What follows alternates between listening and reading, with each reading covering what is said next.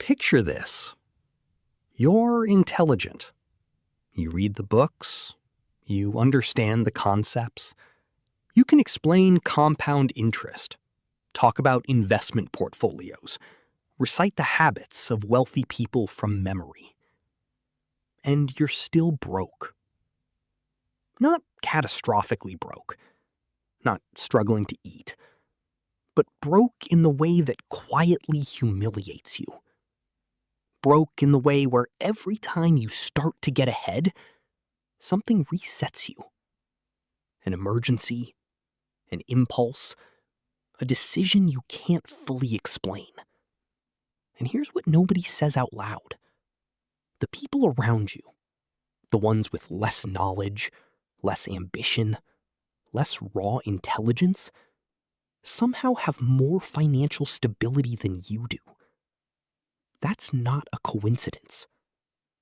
But here's the part that no one in finance will say directly. Knowledge was never your problem. You were.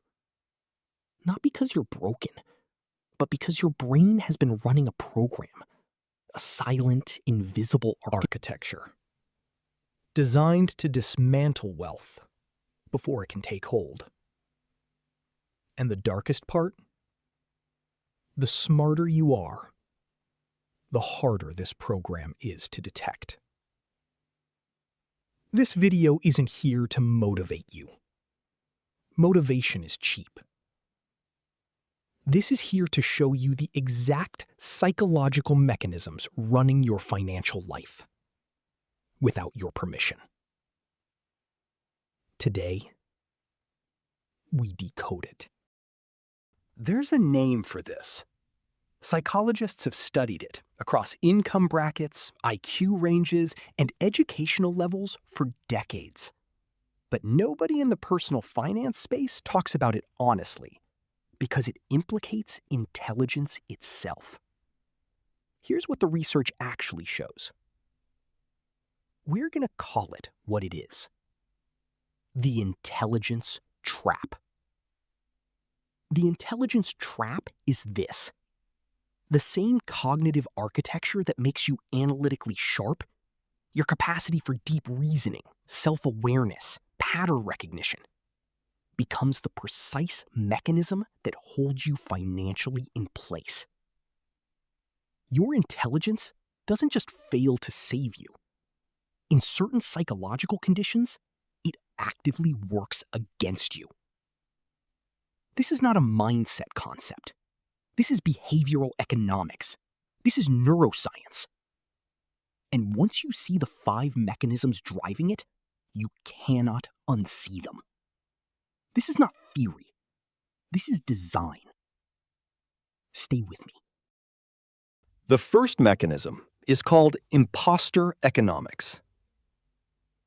You've heard of imposter syndrome, the psychological pattern where high achievers believe they're frauds, waiting to be exposed.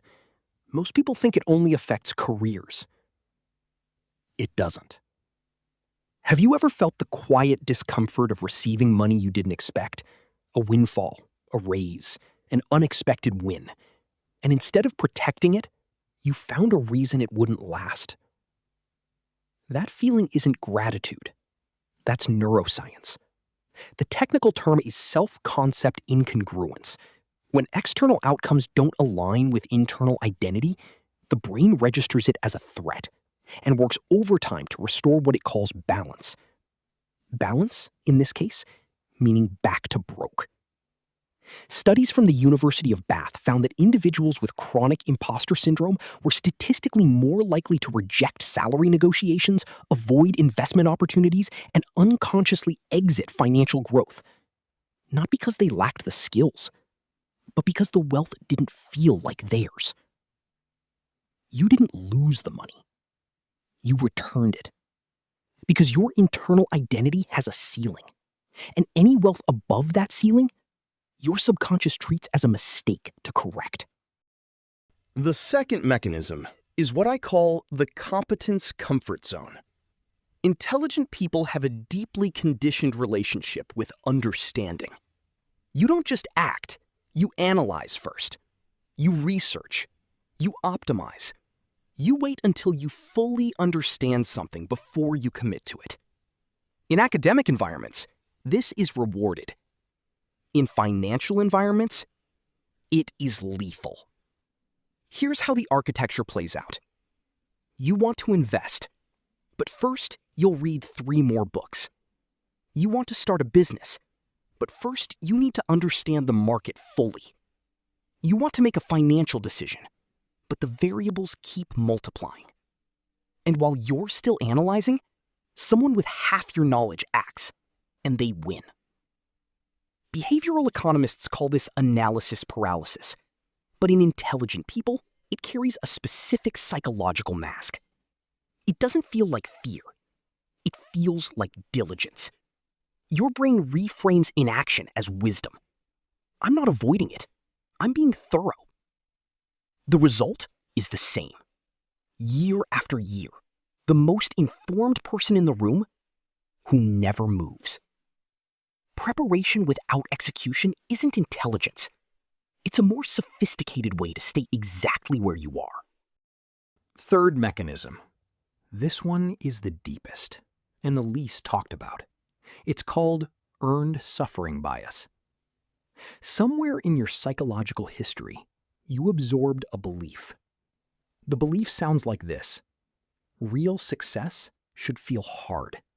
Struggle is proof of legitimacy. Ease is a red flag. If it came easily, you didn't deserve it. This belief operates below consciousness. You don't hear it as a thought. You feel it as suspicion. A quiet discomfort when things go well financially. An irrational need to complicate or derail smooth progress. Here's where it gets darker. Neuroscience, using fMRI imaging, shows that when individuals with high self-criticism scores experience unexpected financial ease, the brain's anterior cingulate cortex triggers an alert response, the same region activated by moral violations. Ease feels like a crime. Psychologists call this unconscious self-punishment. In behavioral finance, it has a more precise name: deserving deficit. The subjective sense that you have not yet suffered enough to be entitled to stability. The money doesn't leave because of bad luck. It leaves because you haven't given yourself permission to keep it. And no budget, no investment plan, no strategy will override a subconscious belief that says you haven't earned the right to be stable yet. The fourth mechanism is social mirror sabotage. In 2020, Harvard research confirmed what social psychologists had suspected for decades. Your income will gravitationally align with the median income of your 5 closest relationships, regardless of your own intelligence, ambition, or effort. This is not metaphor. This is measurable financial physics. The mechanism works like this. Humans are social calibration machines. We unconsciously monitor our position within our social group, and our brains are wired to maintain belonging above almost everything else, including wealth. When your financial progress begins to exceed your social circle, the brain doesn't celebrate. It panics. Because in the ancient architecture of human psychology, standing above the group means exile from it. So what do intelligent people do? They self-level. Unconscious spending, undercharging, passing on opportunities, staying exactly comfortable enough to remain legible to the people around them. You're not bad with money, you're excellent at belonging. And right now, those two things are in direct conflict. Your social circle doesn't need to do this intentionally. The mechanism doesn't require intention to be effective. The fifth mechanism, and possibly the most psychologically sophisticated, is identity protection spending. Here's the architecture. When an intelligent person begins to accumulate real financial momentum, the subconscious detects a threat, not to survival, to identity. The brain asks a silent question. If I become financially stable, what happens to the story I've told about myself? What happens to the struggle that defined me? Who am I if I'm not the smart person who hasn't figured money out yet? Identity is more powerful than logic. So the subconscious does what it always does when identity is threatened. It spends. Not recklessly, intelligently, strategically. The purchase that makes sense. The investment in yourself that felt necessary. The justification that arrived immediately, fully formed, perfectly reasonable. Neuroscience research on identity threat shows that when individuals perceive a gap between who they are and who they're becoming, the brain's reward center generates spending impulses that feel like decisions, but operate as defense mechanisms. You're not spending. You're protecting the version of yourself that doesn't have to change. This isn't impulsive. This is design. The most dangerous financial decisions always are. 5 mechanisms, 5 different expressions of the same underlying architecture. They are not separate problems. They are one program, running 5 different subroutines.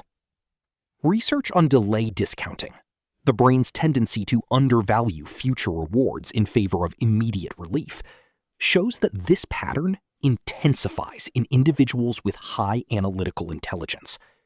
The smarter you are, the better you become at building the case for why now is not the right time. The amygdala, the brain's threat detection system, cannot distinguish between a predator and a promotion. To it, financial growth and physical danger activate the same warning signal. Your brain isn't broken. It's doing exactly what it was designed to do. The program is the problem. And you cannot override a program you cannot see. But once you can name it, you can begin to rewrite it. If you recognized yourself in any of this, you're not bad with money. You're running a program. Most people will watch this video, understand every mechanism, recognize the pattern in themselves, and change nothing. Because the program is comfortable, familiar. It feels like identity. But here's what I need you to understand. The intelligence trap was never about your intelligence. It was about the architecture built around it, layer by layer, decision by decision, until the program felt indistinguishable from who you are. It isn't. The pattern was never you. It was a program running inside you. And programs can be rewritten. Decode the pattern. Protect your peace.